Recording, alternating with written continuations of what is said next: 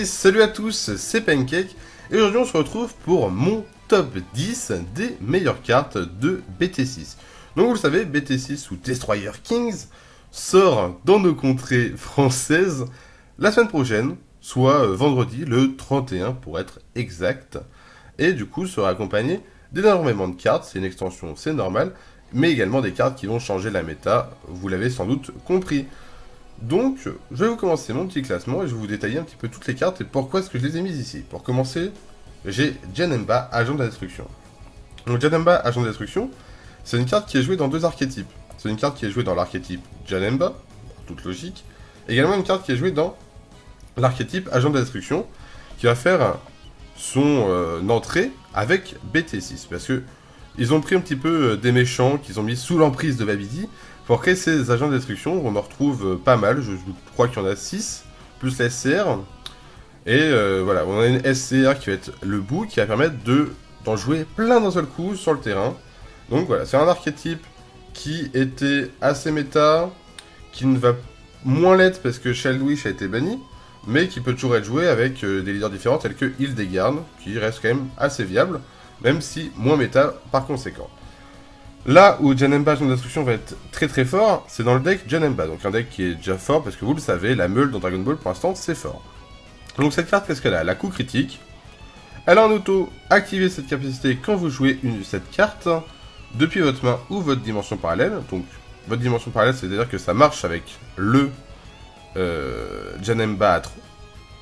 Et à la fin de ce tour, si c'est votre tour, choisissez jusqu'à une de vos sources d'énergie et passez-la en mode action. Ça veut dire que quand vous la jouez, même si vous êtes entièrement tap, vous aurez quand même une énergie à la fin pour pouvoir faire vos contres ou vos haricots magiques. Donc ça c'est plutôt cool. Ou même jouer vos combos à plus 10 000. Activation principale, transférez cette carte dans la dimension parallèle de son propriétaire, piochez une carte, votre adversaire place 3 cartes du dessus de son deck dans sa zone de dispersion. Ça veut dire que c'est la première carte Janemba qui, au lieu de faire des meules 2 cartes, en fait meuler 3. Vous le savez, la mécanique de meule est assez forte. Faire meuler 3, ça peut être très très fort.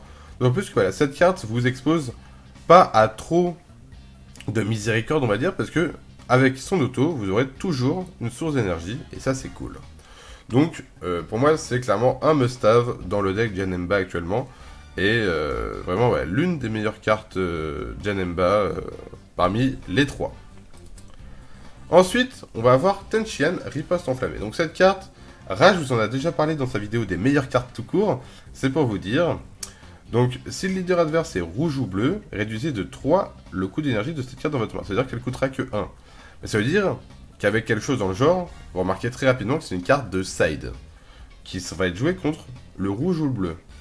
Et actuellement, c'est plutôt fait pour être joué contre le bleu, parce que auto, quand vous jouez cette carte, votre adversaire ne peut pas passer de source d'énergie en mode action, avec une capacité haute qui éveille jusqu'à la fin de son tour suivant.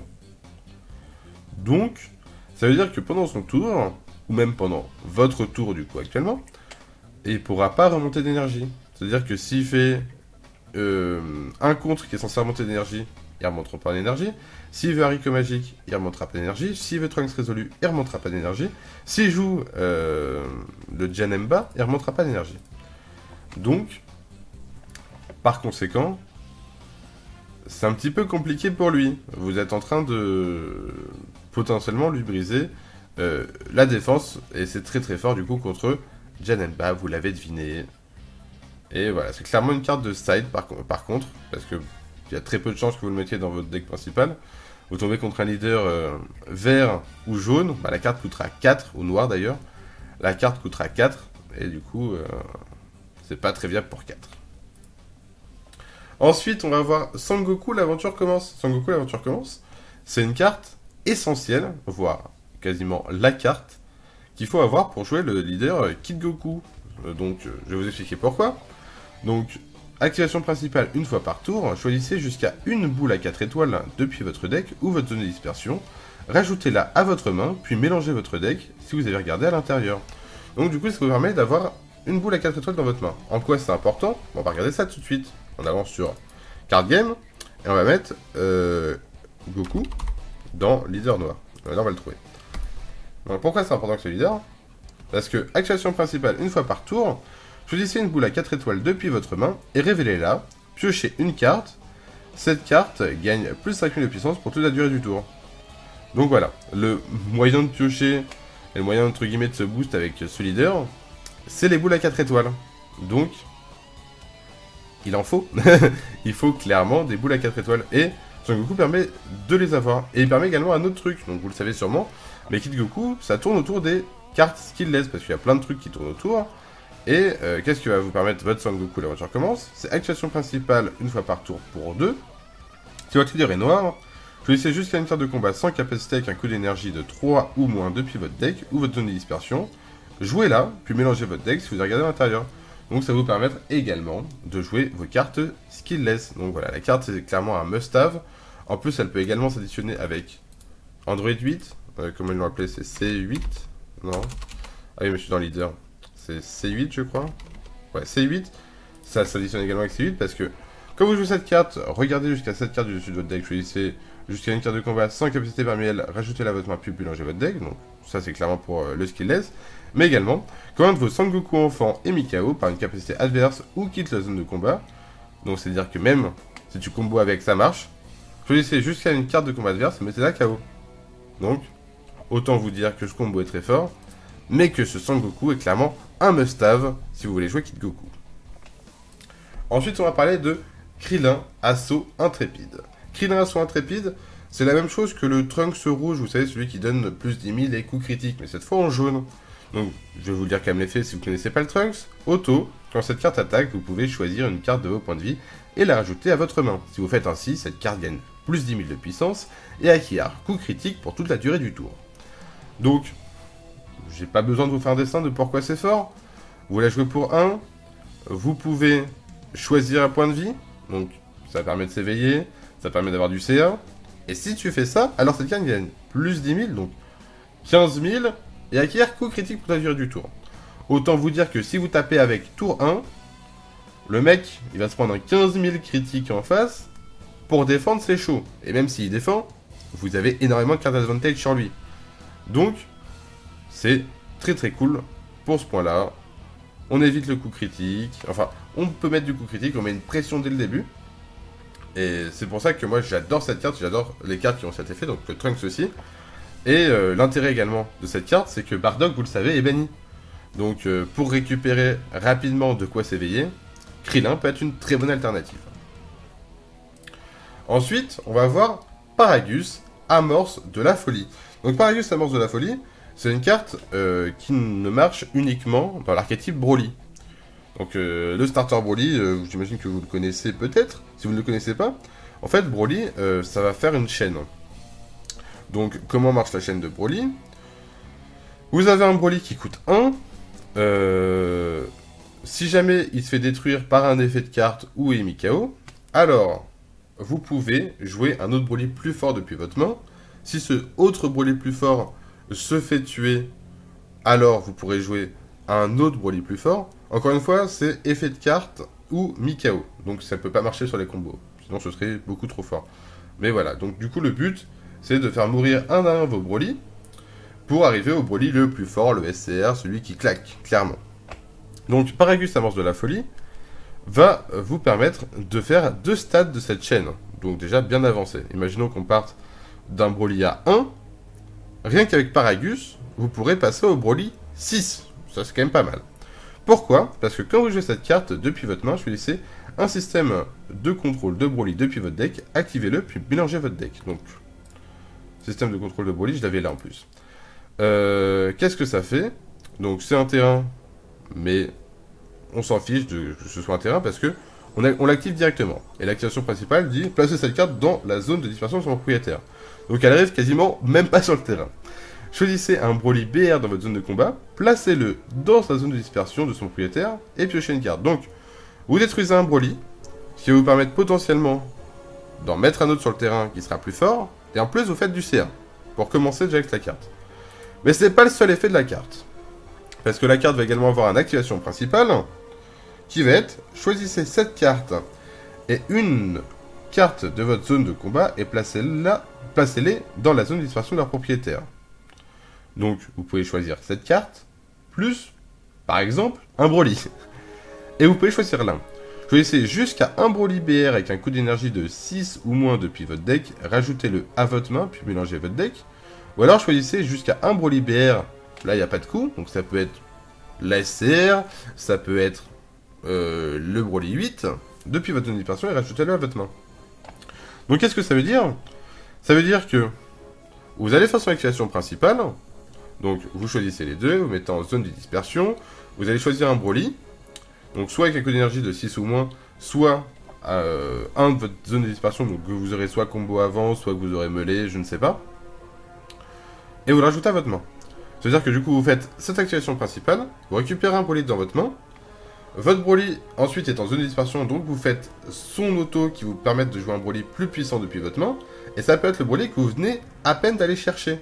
Donc vous pouvez voilà, mettre soit votre Broly 6, soit vous aviez un Broly plus puissant dans votre zone de dispersion, je sais pas, peut-être Broly 8 ou le Broly SCR justement, et là, boum, vous le mettez, et du coup c'est plutôt fort parce que ça vous permet d'aller tuto la carte que vous allez jouer directement.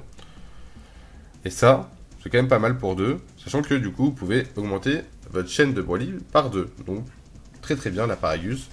Si vous jouez un deck starter Broly, mettez-la, c'est clairement un must-have. Ensuite, passons à Beerus, Frappe de Dieu. Beerus, Frappe de Dieu, c'est une carte à jouer en combo. Elle coûte 2 de combo, mais vous allez comprendre pourquoi. Auto, quand vous effectuez une combo avec cette carte, choisissez jusqu'à une capacité clé d'une carte de combat adverse et annulez-la pour toute la durée du tour. Donc bon, je pense que c'est également une carte qu'il faut sider, dans le sens où, pour 2 combos, il y a quand même des choses que tu veux éviter. Et ce que tu veux éviter, bah, ça peut être, je sais pas, des triples frappes, ça peut être voilà, des grosses frappes, des quadruples frappes, ce genre de choses. Parce que voilà, vos combos avec, la carte à quadruple frappe, et bah non, elle l'a plus. Et ça, c'est cool. Juste, petite chose, si jamais vous voulez appliquer la carte pour réplique, ça ne marcherait pas forcément, enfin, ça marcherait pas, parce que, une fois qu'il a déclaré l'attaque, il se remonte avant que vous puissiez passer vous en zone de combo, donc il sera déjà remonté, l'effet de réplique aura déjà marché. Ça peut marcher pour triple frappe pour prendre uniquement 2 coups de 3, mais pour réplique ça ne marchera pas. Mais c'est pour des grosses frappes, c'est quand même pas mal je trouve. Ensuite, nous avons Whis, Grâce de Dieu. Non, je me suis trompé, c'est pas la bonne. Pourquoi est-ce que j'ai mis ça? J'avais quoi sur... Non, ok, non, juste elle est là pour aucune raison. Excusez-moi. Ensuite, nous avons C'est tout ce que tu sais faire. Donc je crois que c'est la seule carte rouge de ce top. Mais c'est pour moi l'une des plus fortes contre-attaques, voire la plus forte contre-attaque du jeu. Je vais vous expliquer pourquoi. Si votre leader est rouge, annulez l'attaque. Donc contre-attaque qui coûte 1 pour... Vous pouvez choisir une carte rouge de votre main et la placer dans votre zone de dispersion. Et si vous faites ainsi, choisissez jusqu'à 2 cartes de combat adverse, elles perdent moins 15 000 de puissance pour toute la durée du tour. C'est-à-dire que vous pouvez détruire facilement 2 cartes. Parce que moins 15 000, vous détruisez quasiment toutes les cartes avec un coup de 3 ou moins, quasiment. Et c'est quand même pas mal. Donc, hop, vous jouez une contre-attaque, vous clinez le port d'adverse. Enfin, peut-être pas cliner, mais... Et puis même si vous ne les détruisez pas, imaginons qu'il y avait une grosse menace, elle se prend moins 15 000, c'est quand même une super combo plus un combo, quoi. Ou alors 3 combos. Ça commence à faire beaucoup. Donc c'est tout ce que tu sais faire. Clairement, si vous jouez un leader rouge, mettez cette contre-attaque, elle est trop forte. Clairement, elle est trop forte. Ensuite, passons à Whis, Destruction Divine. Donc Whis, Destruction Divine, j'ai oublié de vous dire, mais dans le classement, je vous ai parlé de BT6, mais également le Starter Deck 8. Pourquoi? Parce que ça sort en même temps. Et du coup, c'est pour le même archétype. Donc, Whis, Destruction Divine, c'est l'équivalent de Borgos ou Totepo, mais pour le jaune. Donc, qu'est-ce que ça fait? Quand vous jouez cette carte, piochez une carte. C'est cool. Pour 1, c'est cool. Et auto, une fois par tour, quand votre adversaire passe ses sources d'énergie en mode action en utilisant une capacité autre qu'éveil durant son tour, choisissez jusqu'à une de ces sources d'énergie et placez-la dans sa zone de dispersion de son propriétaire. Donc, c'est clairement pour empêcher les decks tels que le Broly HOM ou même des leaders bleus qui vont vouloir remonter des énergies. Et bah là, faudra passer d'abord sur le Whis. Il n'a pas barrière, bien évidemment, donc elle peut être détruite par un effet de carte. Mais techniquement, vous la passerez jamais en mode inertie. Donc, clairement, si vous jouez contre un Broly qui est éveillé, il va vous la passer en mode inertie, il va vous la taper. Mais si le Broly n'est pas éveillé, si vous avez plusieurs Whis, ça peut toujours être une très bonne alternative. Et c'est cool qu'elle sorte pour le jaune. Et du coup, Totepo ou Borgos ne soit pas une mécanique uniquement bleue.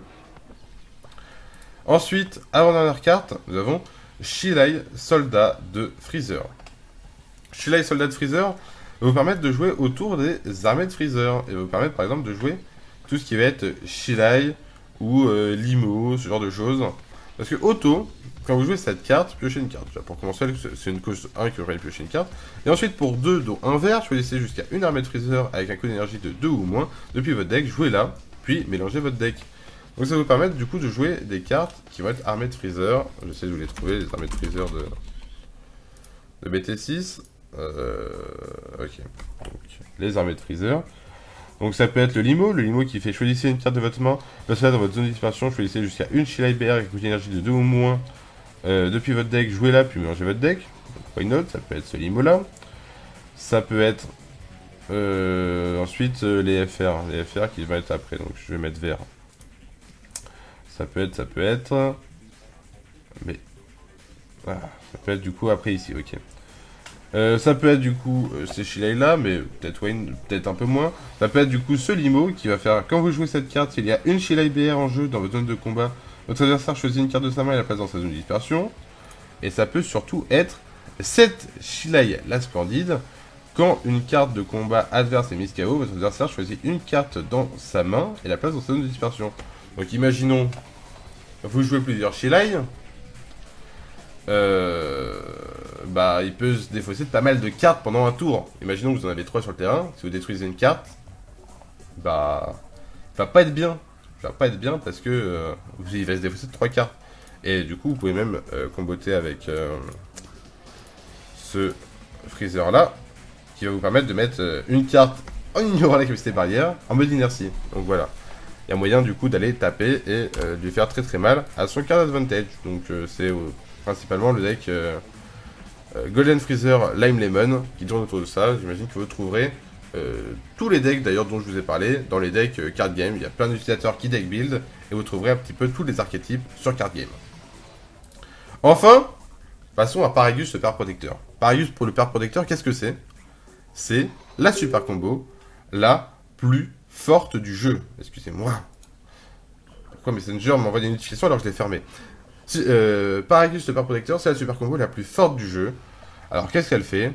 Quand vous effectuez une combo avec cette carte, si votre leader est vert et que votre total de points de vie est de 4 ou moins, piochez 2 cartes, choisissez une carte de votre main et transférez-la dans votre dimension parallèle. Donc par rapport à Oi, où vous placez une carte dans votre dimension, dans votre dispersion, puis vous piochez 2, avec Paragus, vous allez d'abord piocher 2, puis placer une zone dans votre dimension parallèle. Donc c'est-à-dire que parmi les cartes que vous venez de piocher, si y en a une que vous n'avez pas, vous pourrez directement la placer dedans.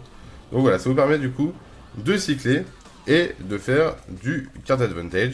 Cette carte est juste trop forte, vous pouvez clairement avoir la main que vous voulez avec, et c'est trop bien, vous pouvez articuler la main comme vous le voulez. Voilà, c'était la dernière carte, Paragus, meilleur super combo actuel du jeu. Et du coup, si vous jouez un deck vert, mettez Paragus. Clairement, sans hésiter, mettez Paragus, c'est trop fort.